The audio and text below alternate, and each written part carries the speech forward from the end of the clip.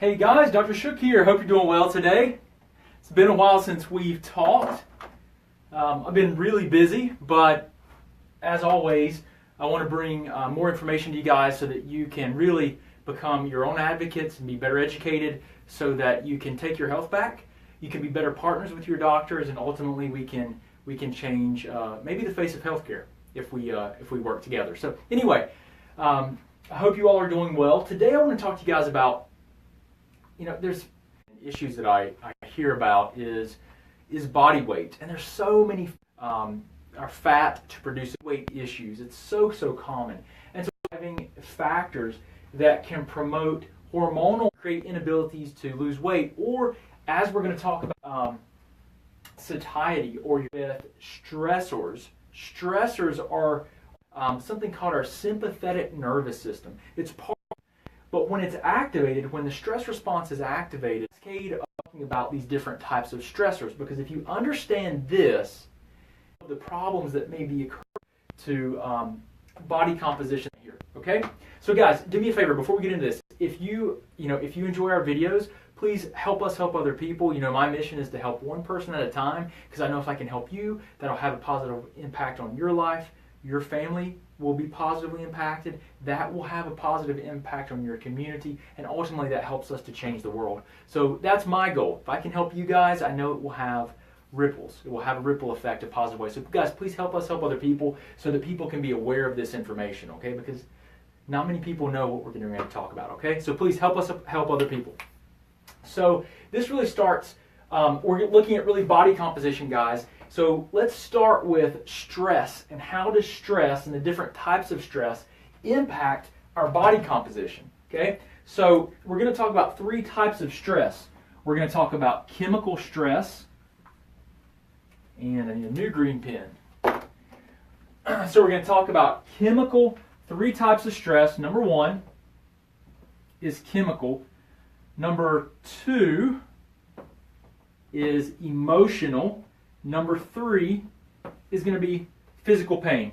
Okay, so three types of stress. So chemical, all of these stressors, guys, activate a stress response in the body. This is not some kind of,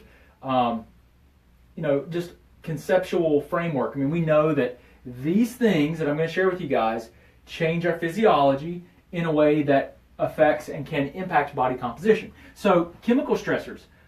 Anything that can drive an inflammatory response in the body, guys, is going to be a problem. So chemical stressors are going to be things like food sensitivities. So some of you guys have heard about food allergies. That's not what we're talking about. We're talking about food sensitivities. So these are things that drive a low-grade inflammatory response in the body, stimulate the immune system, and promote inflammation.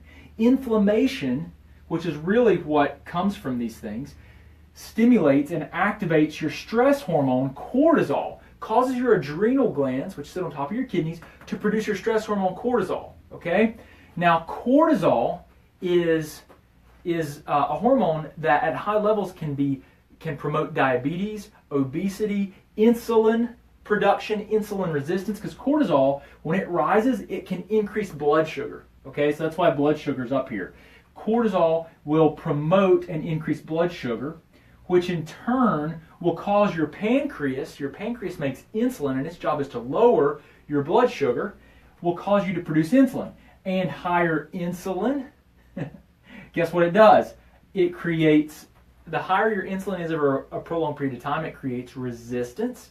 That insulin resistance promotes this vicious cycle of higher cortisol, and what happens is this cycle will feed itself, and it can all be promoted by these driving factors. If you can lower and bring the cortisol down to normal levels by addressing these things, you can help to break this cycle. But a lot of times we have to address these problems. We also have to intervene here. And there's ways that we can do this nutritionally, with temporary nutritional supplementation, and also dietary strategies. Okay?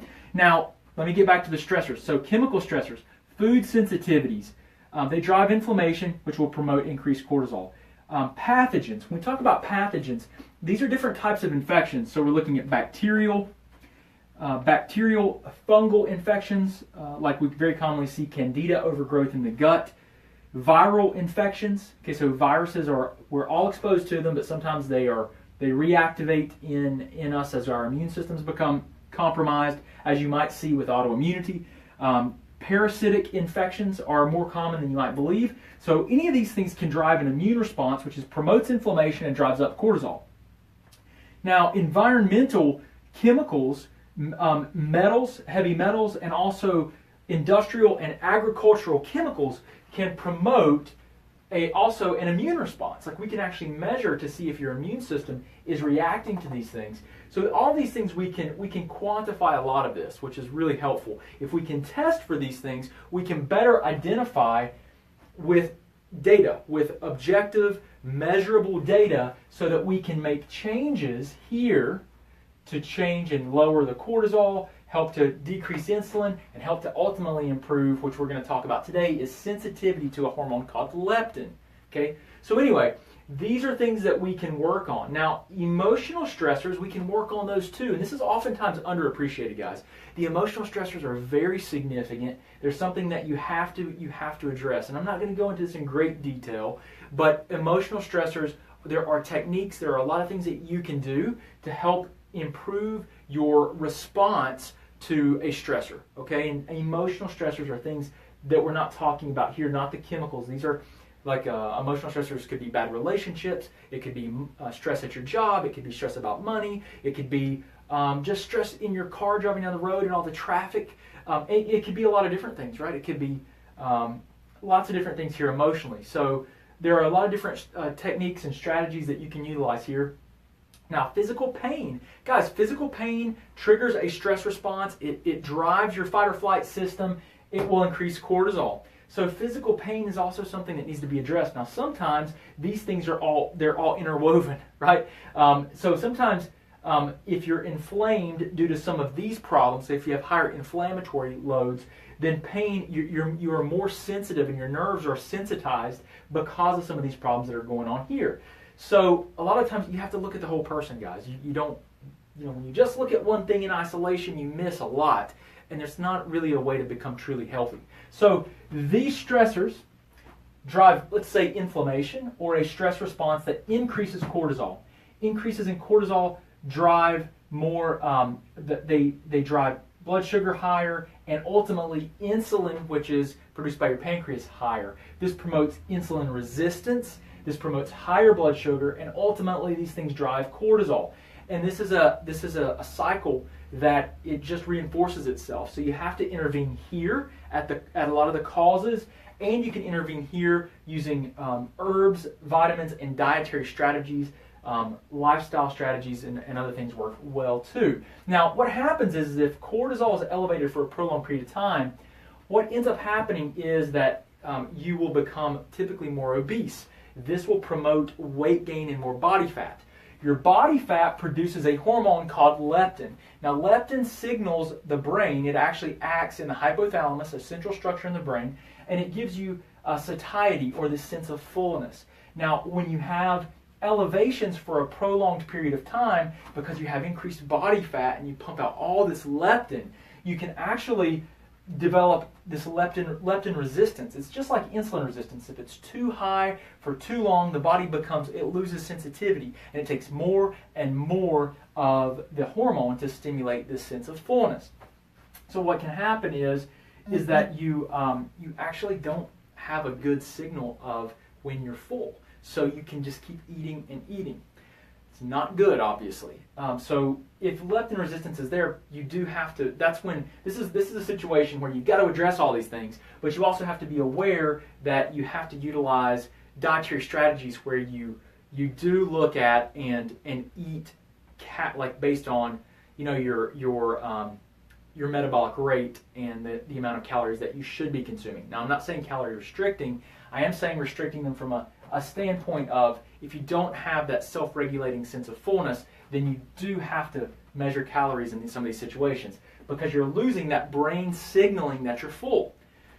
But this all comes back to tracking and looking at the drivers here that promote a lot of this problem. So I wanted to share this with you guys because I think sometimes this is not appreciated at all, and we've got to go as far upstream as we possibly can to identify the things that are driving and promoting these processes. So guys, I hope this helps you out. Please help us help other people. Share this information. If you need help, we work with people all across the world, all across the country.